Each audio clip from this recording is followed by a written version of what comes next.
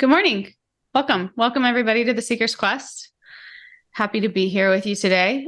I'm Radha, and I'm here with Radha Charan and our friend Brittany, fellow member of the community. Actually, she's a very loyal member of the community. I think she has hardly missed any live episodes yet. So it's wonderful to have her here. Thank you. And how are you, Cece? I'm tolerably miserable. Tolerably miserable. Yeah. It's Janmashtami coming up. It's very busy here. It's very nice. Actually, in India, Janmashtami is among the biggest festivals. And almost every temple we have about between 5 to 10 times the capacity of the people who can fit into the temple. So Wow. it's ecstatically crowded. And Now, Janmashtami, we have Janmashtami is the biggest holiday really in our lineage. It's Krishna's birthday. yeah. And, Krishna is a name that we call a name for God, means all attractive. So Yes. So it's a 3-day festival here. We have the festival of Janmashtami.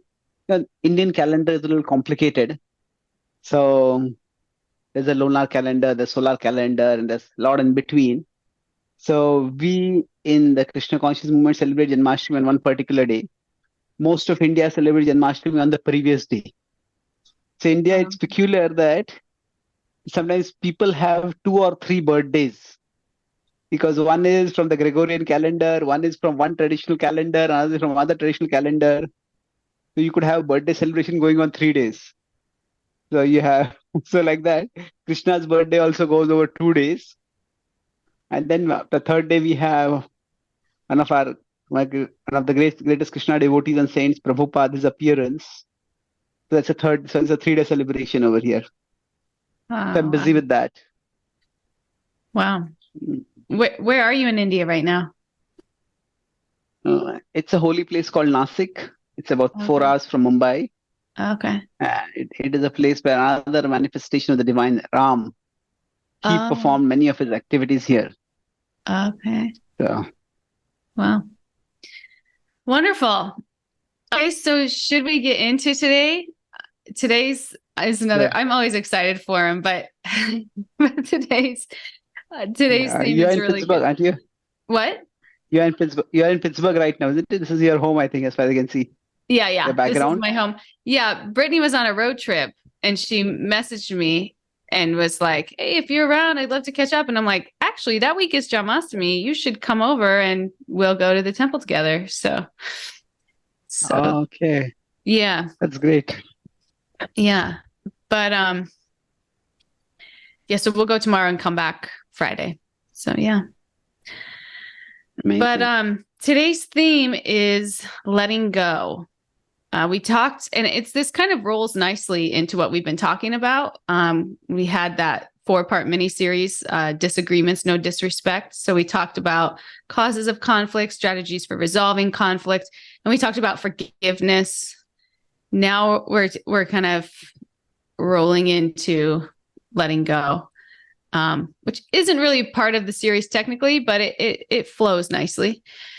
So yeah, I think maybe I'll just let you start today, if that's okay. If you want to just get straight into it. Yeah. This is where there's something which is, and there's some ambivalence with respect to this topic. There is 2 aspects to it.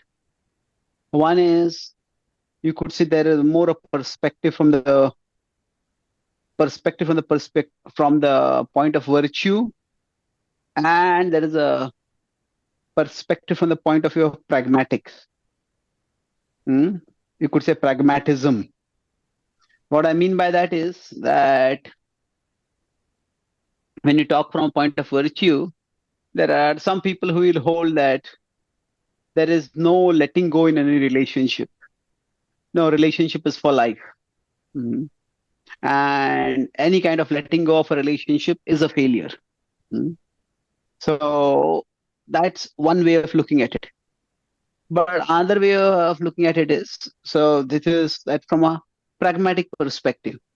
Now, how is this relationship affecting me? If the relationship's effect on me is toxic, then maybe it's important for me to protect myself. So when we talk about letting go, I would like to begin by mm, mm, a caveat.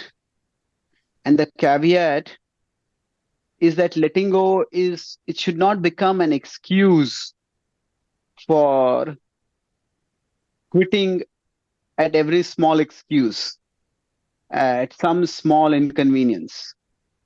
Because when it becomes like that, then every relationship will have its ups and downs.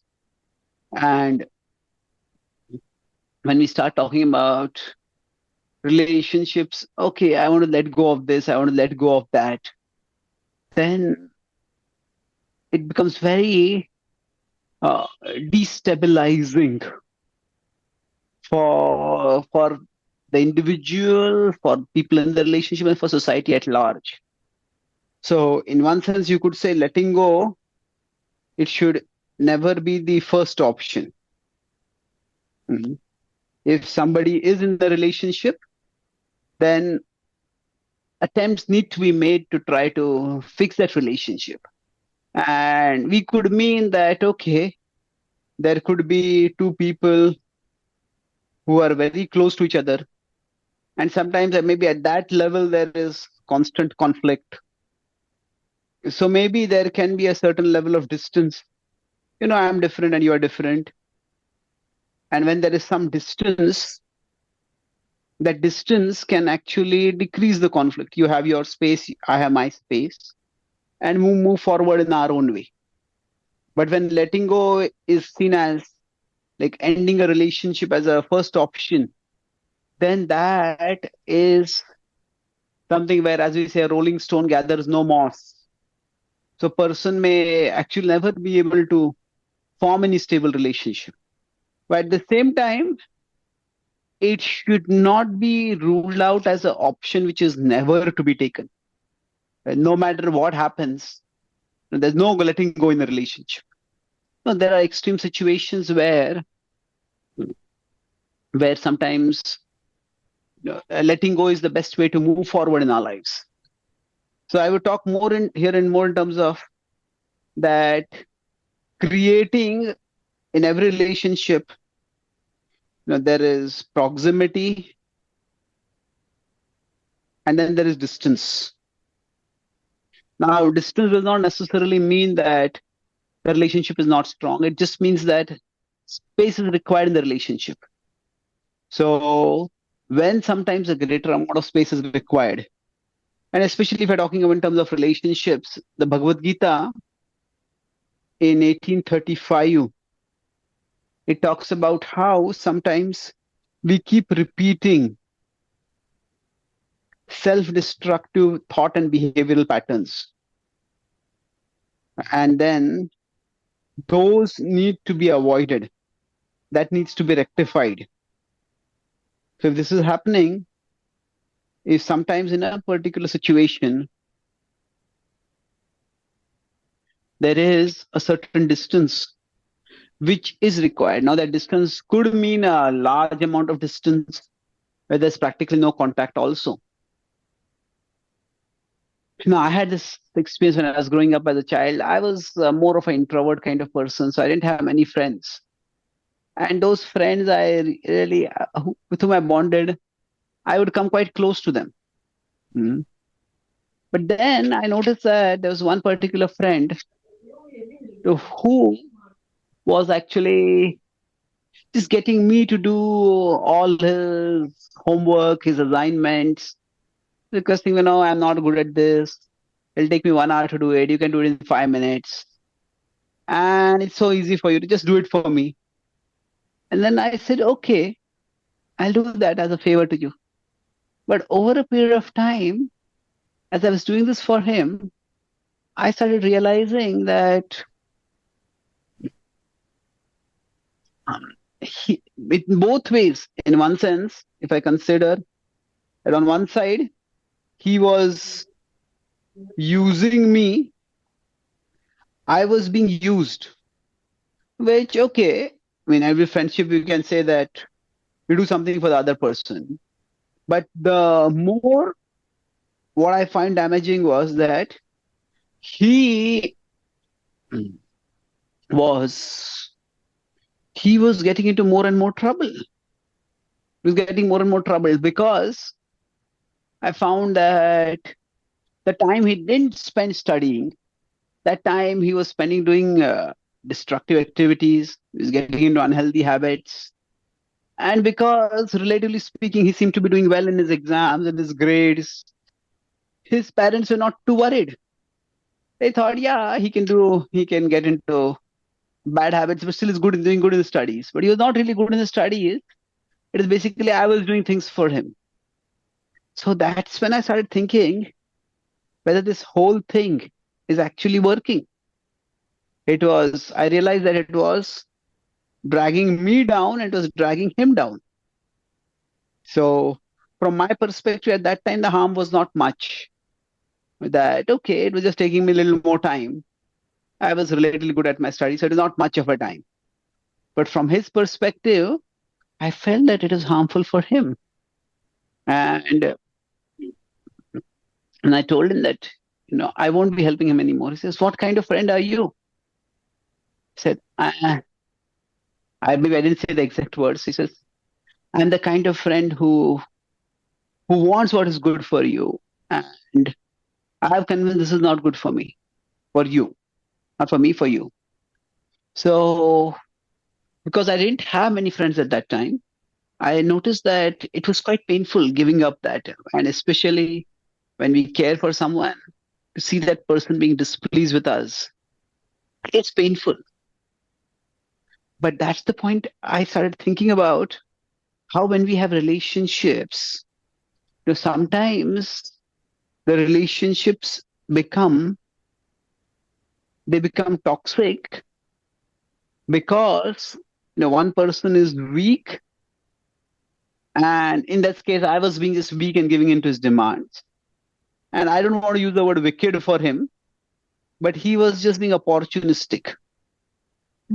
So that's the time I felt that, yeah, letting go is important. It's difficult, but letting go of something when it is not working either for that person or for me, and it's important to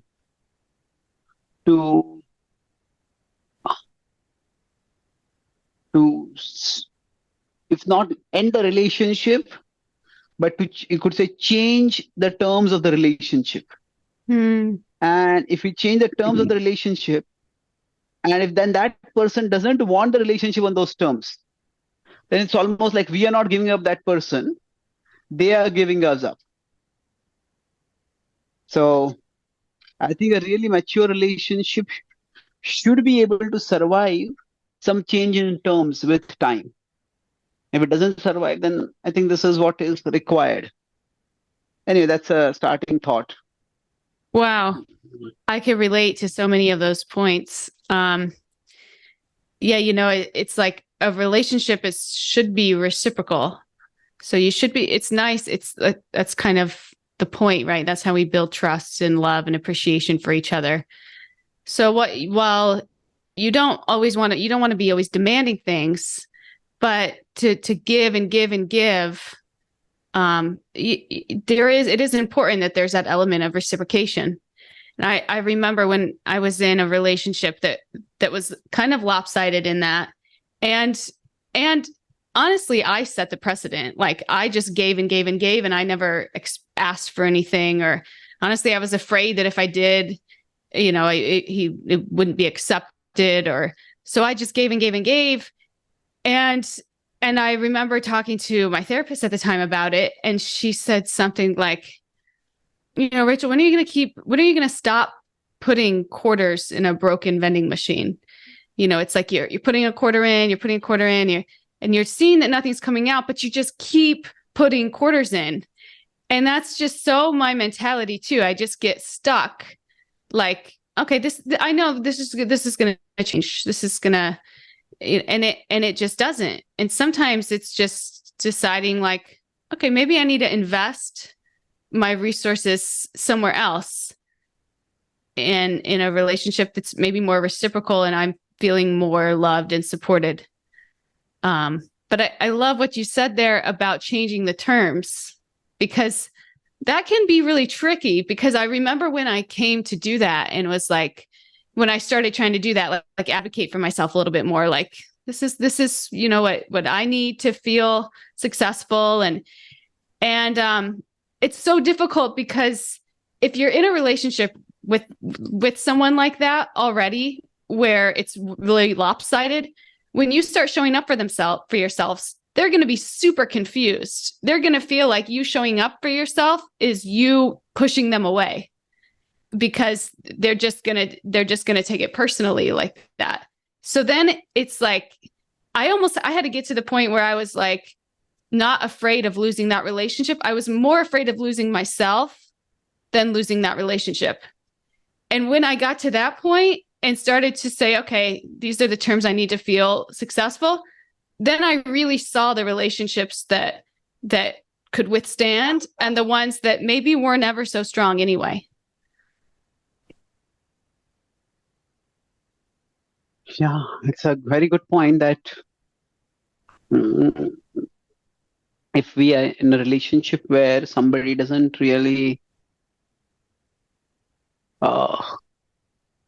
recognize that it's like the choice is losing the other person and the other choice is losing ourselves. Now that's a very stark choice to be in. And sometimes when you phrase it like that, then the choice becomes very clear. Okay, I don't want to lose myself. Now there is this other aspect that in every relationship, we lose a part of ourselves. You know, I have my autonomy and I need to give up some of my autonomy when I'm connecting with another person. I have to think of what that person likes. I have to think about what's going to work with that person. But then we could say that if this is me, then you could say there are parts of me. Okay, I don't want to use the word cross symbol. You know, maybe there are parts of me which are healthy, and maybe there are parts of me which are unhealthy. And the ideal thing that should happen is, as the relationship grows, then the parts of me that are healthy, they start becoming strengthened. And then the parts of me which are unhealthy, they start getting pushed out. So maybe I'm too whimsical, I'm too impulsive, I'm too temperamental. And being in the relationship helps me to actually learn to moderate myself a little bit. That's good. But when the parts of us which are healthy, those which define us, we could say this dynamic is good. But when, in terms of analysis, something that is happening is through that relationship, the opposite is happening, where the healthy parts of us are pushed out. And then the unhealthy parts, where we are just pliant, we're just becoming a puppet in the other person's hands, that is becoming dominant within us. And that is definitely unhealthy. And that's where we have to draw a line. So in that sense, it requires a very careful, conscious observation to know when letting go. You're talking about letting go.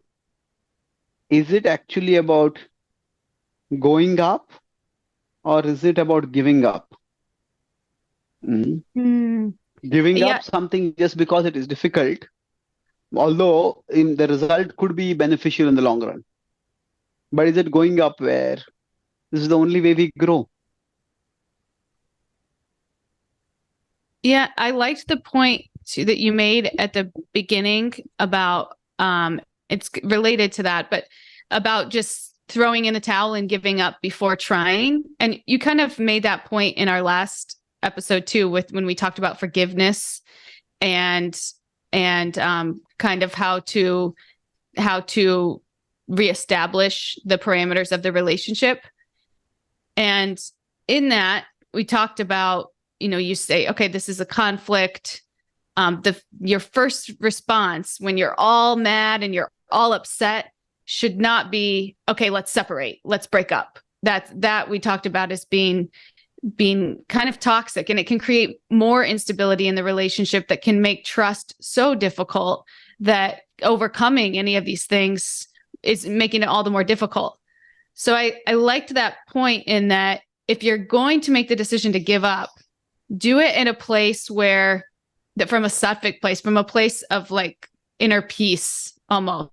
And that doesn't mean it won't be hard, or it won't be like grieving, or you won't be sad about it, but it'll be from a place of like, I think this is what's best for me, as opposed to like, I'm so mad at you, I'm done with you. It's like very different like mentalities. And I feel like that's the difference there between giving up and going up.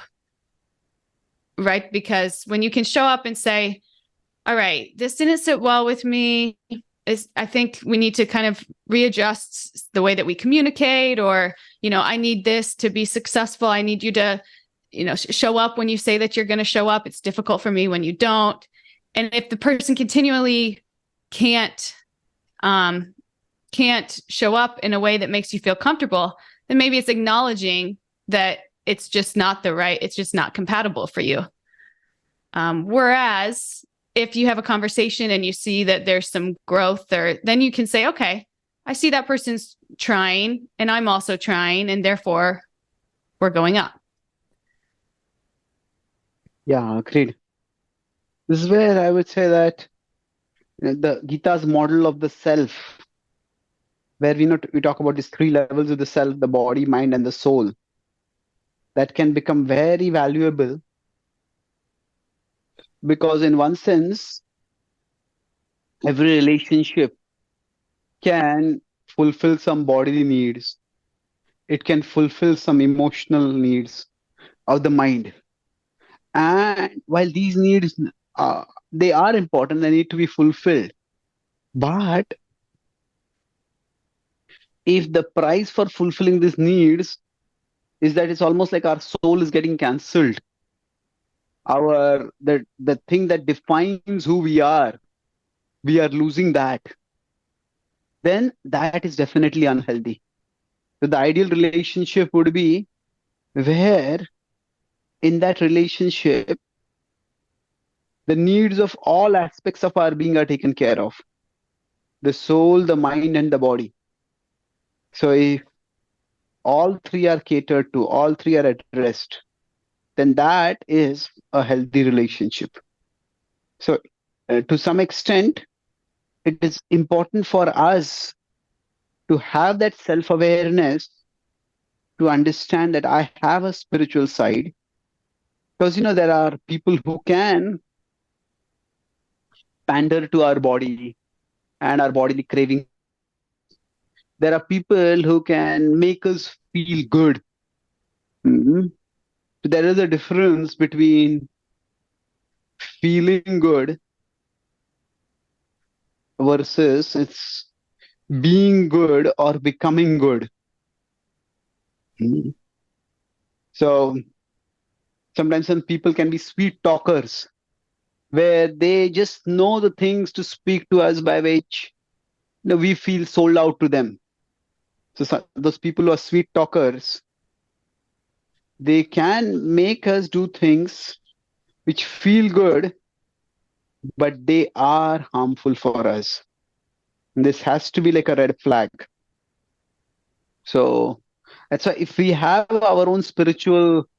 if we have some spiritual practice, if we have some spiritual grounding, then what happens is we see ourselves holistically.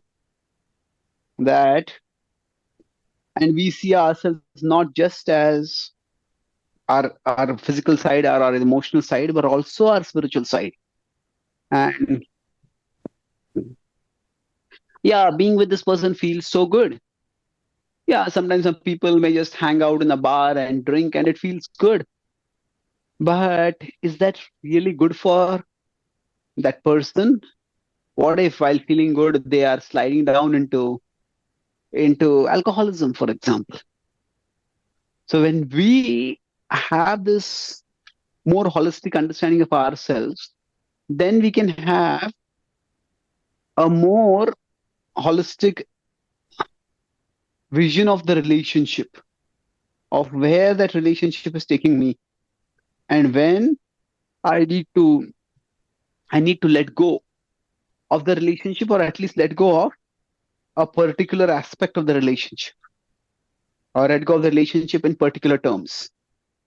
So what you're saying is the more grounded that we are in our true identity, in that we're spirit soul, the more connected we are with that in our own relationship with the divine, the more that we can perceive the impact of our relationships on that relationship with the divine in a real and authentic way. So we can see how this relationship is impacting my relationship with God.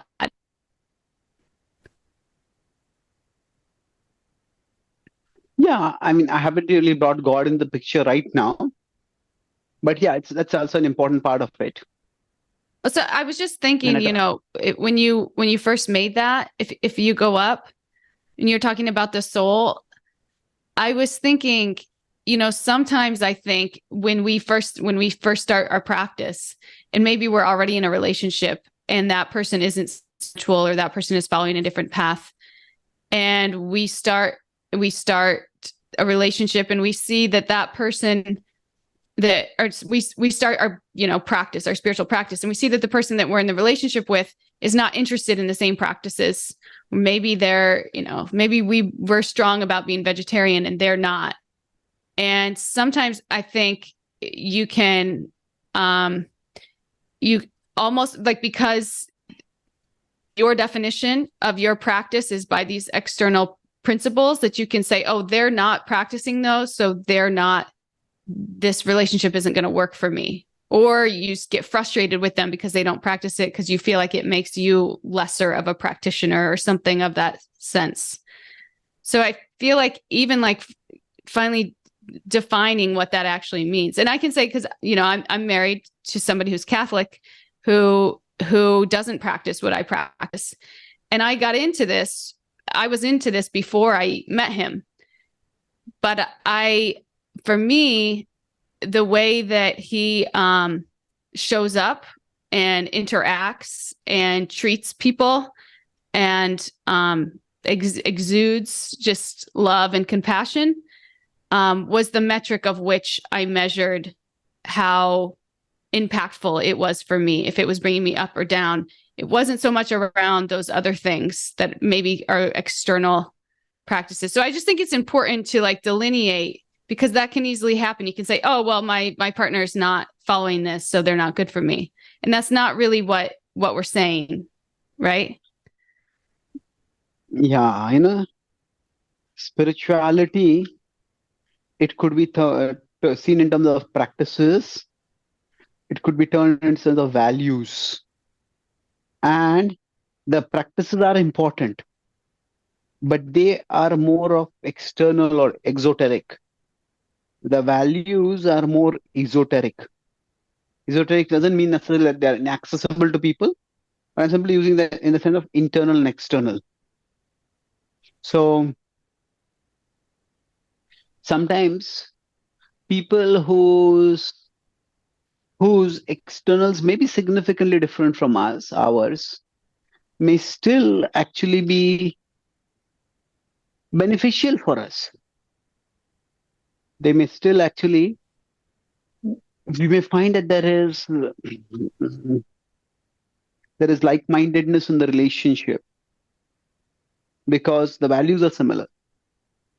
And so that's why like-mindedness can come primarily from the values.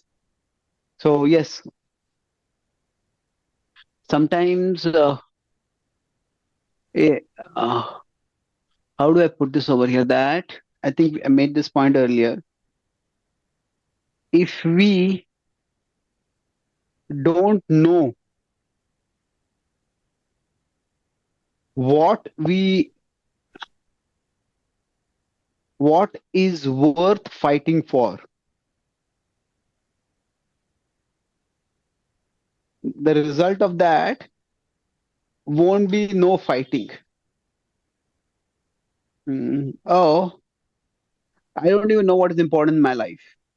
Then anything that in the moment feels important, we'll start fighting over that.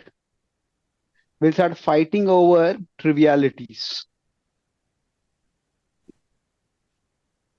And that is, I'm not saying tick in the sense that is positive, but that's what will happen actually. So that's why it's important for us when we are also entering into a relationship or when we are trying to reconsider the terms of a relationship, to evaluate what is really important for me. What is it that I am looking for? What is it that really matters for me? So if I don't have anything to fight for, then I will fight for anything. That's how the result comes up. And then so many relationships, people say I'm letting go, but maybe they're not just letting go, the word letting go has a somewhat positive connotation to it. So there is detachment. And that is very different from, that is not at all the same as aversion to commitment. Although the two can seem very similar, they are quite different. So the key difference between these two is that when there is detachment, I don't depend on this. So that is detachment, where sometimes there can be an unhealthy dependence on something, and I don't depend on this. Whereas aversion means I don't want to give up anything for this. That means I basically want this without any trouble for me, without any disruption in my life, without any challenging to my way of thinking or living.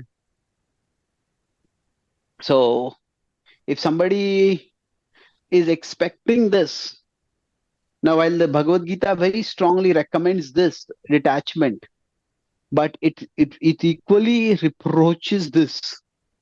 When aversion to commitment is there, that's basically seen as a sign of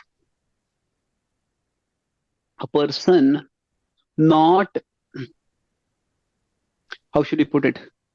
A person who is not ready to grow. So detachment is seen more as a sign of sattva, whereas it is a sign of tamas, of the mode of ignorance.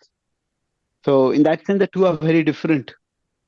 And while our topic today was about letting go, in one sense, I think it's important before we talk about letting go, is that we talk about how letting go should not be the path of least resistance. When that becomes the path of least resistance, then that itself is a significant hazard, a significant not just dampener, but it's also a dampener or a destroyer for a person to have good relationships. Yeah, that's like the giving up. Like it's hard, so I'm just not gonna engage. And what you're left with then with the person is kind of a feeling of aversion, like it wasn't resolved, and you didn't really. It wasn't resolved either way. Like didn't resolve the bad feelings, and you didn't go through the process of forgiveness, basically, like we talked about the last episode, where you kind of have the intention to forgive, and then you emotionally kind of deal with it, and then you decide how close you want to be with that person, what kind of a relationship you want to engage in. If you don't go through that and you just say, oh, this is, and then you turn around, then you miss out on that opportunity to do all those things. You don't give yourself that gift of forgiveness. You don't get to emotionally assimilate what happened, take responsibility for it on your end, and move through it to a place where then you can decide, okay, what's the best way to show up for this person in a relationship? So that's where you're kind of avoiding it, and you're missing out on the opportunity to grow, either as an individual or with that person, because you're just left with all these unresolved feelings. And those unresolved feelings then come out as aversion, because it's like, I don't want to deal with this. Whereas with the detachment, if you do go through all those things and it's resolved, and then you end up deciding, you know what, I think it's best that there is distance in this relationship. At the same time, I can still have love and compassion for this person. I've just decided that it's best that there's distance in this relationship. That's a sign that you've gone through that process, and there's real detachment there. So it's not even, detachment isn't not caring.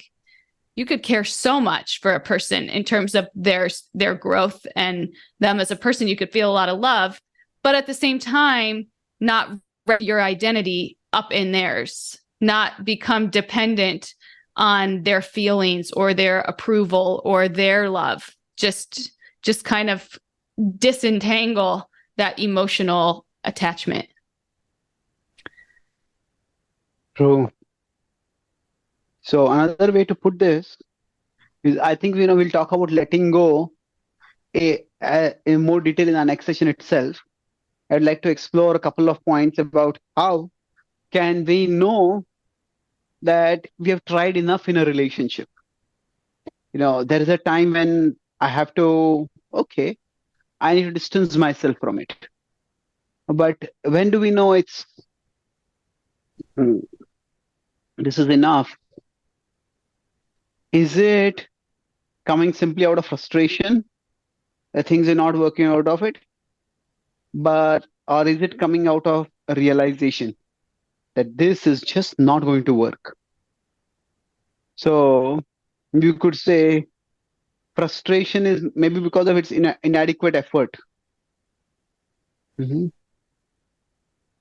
That, okay, maybe we're not tried enough. But realization is more about its incompatible values. I wouldn't say even incompatible lifestyles or incompatible practices. I talk about incompatible values specifically. So when do we decide that we have tried enough? And if it's out of frustration, then I don't think that's healthy, because frustration will come to us in almost any meaningful endeavor. Nothing in this world comes easy. Just like if I'm on a path in my life, and there is what do you call it? There's like an obstacle race. It's called a hurdle race, or what do you call it? Obstacle race. Hurdles is a thing. Yeah, there's hurdles race. So then I come here, I have to slow down, and then I have to leap over this. And then I have to, in one sense, you can say life is like an obstacle race.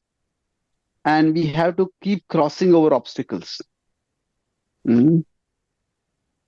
It's vital for us to do that. But sometimes what we come across is not an obstacle, but it's like a giant China wall. It just can't be broken. And sometimes we just try to go up and we just fall down. We just get nowhere. We may try to jump, but it's just too much of a jump for us. Just fall back. So when do we decide that this is? So I would say this is basically something like an incompatible nature, incompatible values. Sometimes we feel as if I'm just hitting my head against a wall. The wall is not cracking. The only thing that is cracking is my own head. So in the Bhagavad-gita in 1830, Krishna talks about intelligence in sattva, intelligence in the mode of goodness. And he contrasts that, there are, in the 18th chapter is quite a fascinating chapter. There from 1820 to 1830, he talks first about, from 1820, he talks about perception in the three modes. How do we look at things? Then after that, he talks about, work in the three modes, work or action in the three modes. Then he talks about the worker, the person who is acting in the three modes. And then after that, he talks about intelligence in the three modes. Now, in this whole frame of analysis, you can get a lot of insights about how we can function in our daily life. So what it means is that sometimes when there is an action and there is a result of the action. So now when we are doing an action, we have our intelligence before we do the action, where we expect, okay, what is going to be the result of that action? And when the result comes, we have experience. Like if I'm trying to lift weights, when I see maybe a weight that is 30 kg, 40 kg, 60 kg, hey, I don't think I can lift this. That's my intelligence. So, okay, I think maybe I can lift a 30 kg weight. Okay, I pick it up and I'm able to lift it. Okay, that's nice. I try to lift 40 kg, yay, that's a little tough. I try to lift 60 kg, I get crushed. I can't even lift it. So through our intelligence, we can evaluate at some level what we can do and what we can't do. But then we push ourselves to certain extents and we evaluate. When I do this, what is the result that is coming? Hey, I lifted that weight and I felt so elated. But then after that, for 1 week, my muscles are in pain. Maybe I sprained my back, I got a slip disc. That lifting up was foolish. On the other hand, I lift some weight which I thought I couldn't lift. And I feel confident. I feel enlivened. Yeah, I can push my capacities. So, in general, using when Krishna talks about in the Gita about work and worker, the three modes, he talks about these two things. There is this outer observation and there is inner observation. That observation is that gives us to some extent our estimated capacity. What can I tolerate? What can I withstand? And when there's inner observation, then we also get a fairer understanding of our actual capacity. That means when I say outer observation, yeah, I can lift this up. Inner observation, yeah, I lifted it up, but the trouble was way too much. I lifted it up and the trouble was not too much. So we apply the same dynamic to relationships. Now, just because we see something in someone that makes us uncomfortable, and makes I don't want to be this person. I just want to end this whole thing. No, maybe not. Let's try. Let's try to explore. Let's try to endure. We explore, we endure, and see how it goes. So this brings us back to one theme which we discussed earlier about these. Just real quick, zones CC, real quick, the other thing you're talking about, really working to understand your own capacity and making an honest assessment of yourself of what that is. And at the same time, balancing that with not just kind of giving in, but at the same time, like pushing yourself outside of your comfort zone, but not in a place that's super painful. I think sometimes too, it's, recognizing that maybe you need to step way back and figure out what your value system actually is, and get to know yourself a little bit better. Sometimes it's like we don't take that time to do that for ourselves. And in that, we kind of avoid taking responsibility for ourselves and our feelings and our emotions. And if we enter into a relationship like that, we can easily just project all of our issues, all of our unresolved issues onto that other person. And therefore, it can seem like maybe our capacity is much smaller than it is. But if we take the time to really get to know ourselves, really get grounded in our values, so that when we meet a person, we know what we can and what is and isn't too much for us. Like when I went on my first date with my husband, I was like, having no meat in the refrigerator, that's just something that's important to me. And at the time, he ate meat. And for one reason or another, he decided, that's something I think I can handle. That being said, I was prepared at the time for him to say, I can't. And I'd say, I totally understand. I think you're a great person. It's probably not a good match. But if we had entered that and didn't really have a good sense of ourselves and what was and wasn't important to us, finding some kind of like middle ground would have been nearly impossible. So it's also kind of recognizing, like, is this something I can live with, or is it something I can't? And that's like step number one, to then actually, when you're in a relationship, kind of putting that to practice. Because then when you're in a relationship, you have to compromise some, but you should at least show up with like a framework of, who you are and who you're not. Yeah, that is where I think a big problem comes up. If a person is not self-aware, then what happens is the same thing. I'm okay with this, they say today, and then tomorrow they say, I'm not okay with this. And the next day say, I'm okay with it. And then you just don't know where that person is or where that relationship is.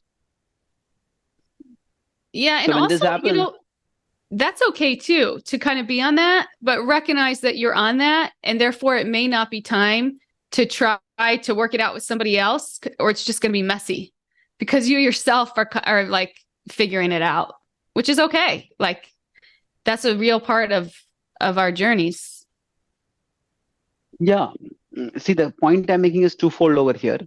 That maybe we'll conclude with this point that, in every relationship, there is a certain importance to predictability. Okay, this is how this person responds in these situations. If there is no predictability in a relationship, then we feel as if we are living in a minefield. It's unstable. Yeah, that's a good point. It's That's very where the unstable. But at the instability same comes time, from. but at the same time, there also has to be some novelty in a relationship.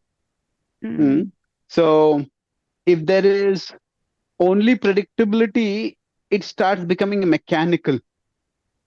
Or, if I say this person is going to say that. I'm going to do this person is going to do that. And then that becomes quite boring. On the other hand, if there's only novelty without any predictability, then that creates a lot of instability and insecurity. If there's only, so then it's like living in a minefield, walking through a minefield. We don't know what is going to trigger the other person. So we don't want either. We want a relationship where there is a healthy balance of the predictable and the novel. Yeah, I know this about you. In these areas, I can't count on you. I know you'll be there for me. Yeah, but these areas, I didn't think about it like this. That's a new way of looking at things.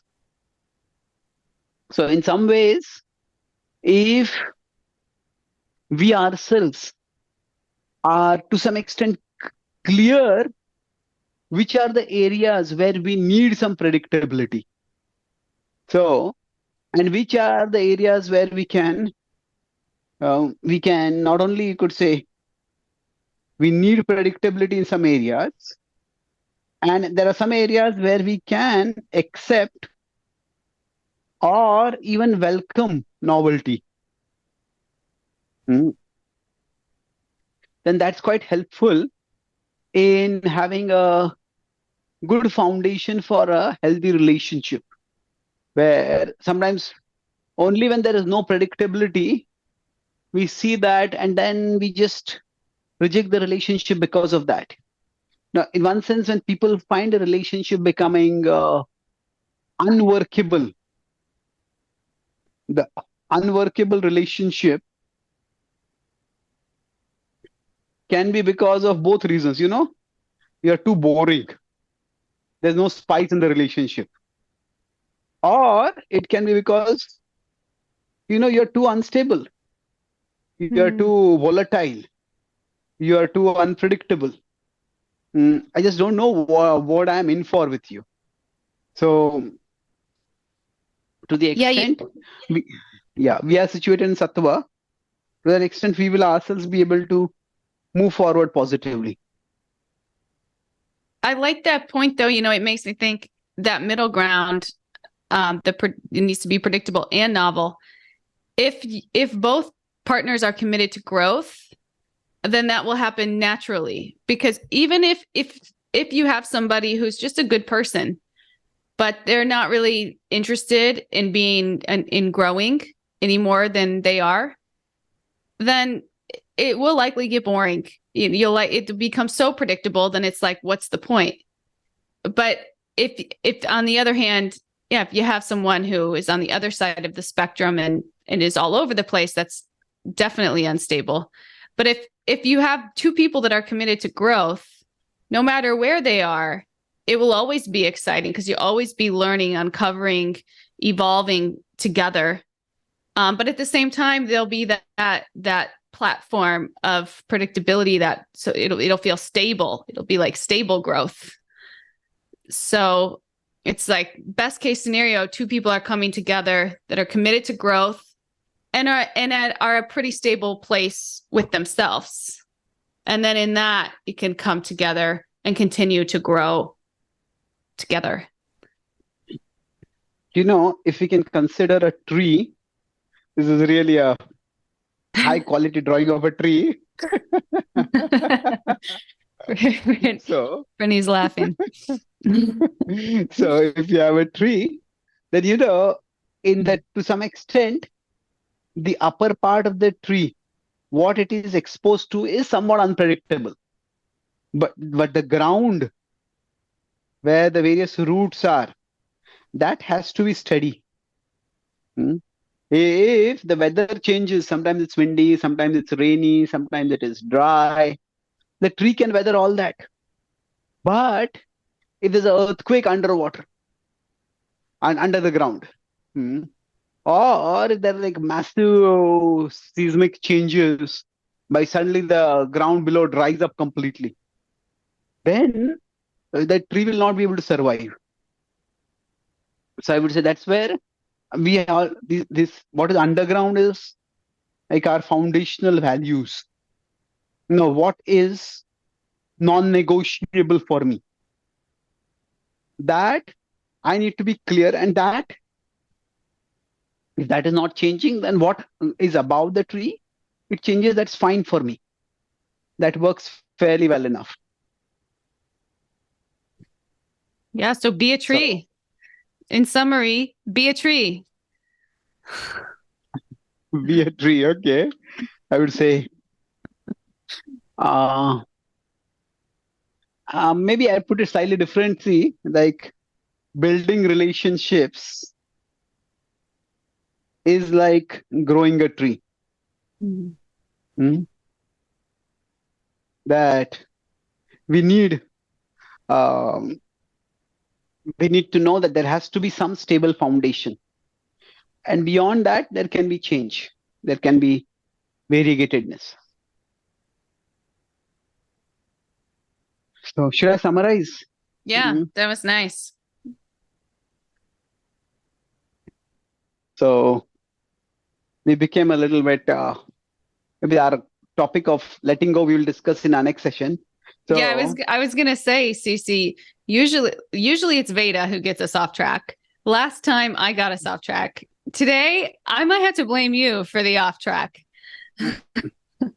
yeah, I could say that I was to some extent intentional in going off track, because after I send you the audio message, I just was talking with someone and they seem to be wanting to just end a relationship based on what I felt was quite superficial of frivolous kind of reasons. So that's why I myself changed the topic to substantial extent. But I think we will discuss that. When to not let go is a prelude to when and how to let go. Okay.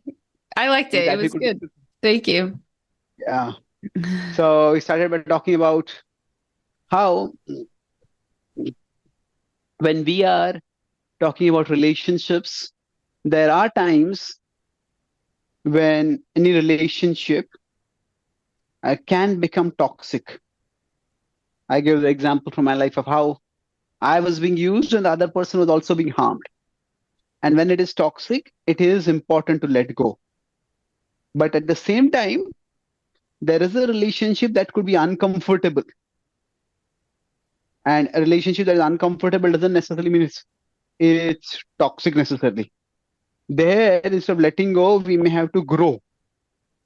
Mm. And that relationship can help us to grow. So, how do we understand this, or how do we evaluate this? So, we focused on that part that uh, in every relationship, when there is a tension in the relationship, the tension could be because of broadly two factors. It could be because of the exoteric factors, like just some people have different ways of behaving in terms of the religious traditions. You talked about you and your husband. There could be different practices, but there could be something which is more esoteric, more internal, and that is there could be different fundamental values themselves. And in this case, no, giving up is unhealthy. It is better that we don't give up, but rather we learn to grow up. Hmm. But when there are foundational different values, then we need to let go. And in that connection, we discussed about how growing up means that we all have these three zones. There's the comfort zone, there's the stretch zone, and there's the panic zone. Oh, we So didn't we talk all, about that. It's I good, but just, I don't think we talked about yeah, it. I just drew it, but then you I know. brought up some other point. But I think the way we brought it up was that I talked about this novelty and predictability and novelty in a relationship. Yeah. That now when there is too much predictability or there's too much novelty, both are unhealthy. We need a combination of both. So when there is some novelty and some predictability, then what happens? Then it's like you could say when there is only predictability, it becomes boring. When it's only novelty, it becomes too unstable. So now, what would be the blend of predictability and novelty? For what is it that we can accept as predictable, what we can accept as a novel? So for that, we discuss about the tree, that the exposed part of the tree, there can be change. This needs to be largely unchanging. The ground below needs to be stable, and there can be change. So to the extent that there can be some, in one sense, the person needs to have some self-awareness by which they understand what is non-negotiable for them, what is valuable or indispensable for them, and based on that, they can evaluate what needs to be done and what needs to be avoided. That was good. I do like the comfort zone, the stretch zone, and the panic zone. That's pretty cool. Yeah. Yeah, I think let's talk about that in the next session a little bit more. Okay, great. Great. And before we conclude here, I just want to throw out a couple announcements. If you don't follow us on Instagram, please follow us. And we're Seeker's Quest 108. Follow us, leave a review, like us. Please like us. And also, we're on YouTube. And if you want to join our live Sangha, you can. There's links in the bio of our Instagram. So you can just join our WhatsApp and you'll get notifications and things like that. So please like us and leave us a review. Thank you so much. Thank you so much. Cece. Hare Krishna.